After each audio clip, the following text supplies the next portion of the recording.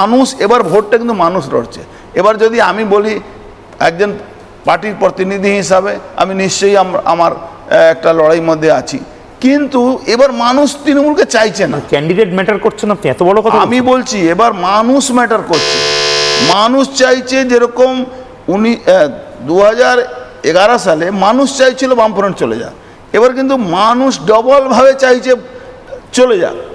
আপনি দেখেছিলেন একটা এই সুপ্রিম কোর্ট হাইকোর্টে কল্যাণ ব্যানার্জি একটা মামলা করলো, 800 লোককে গ্রেপ্তার করা যাবে না, 1 সেকেন্ডের মধ্যে রাজীব কুমার ওটাকে ফ্ল্যাশ করে আর প্রেস কনফারেন্স করে দিল।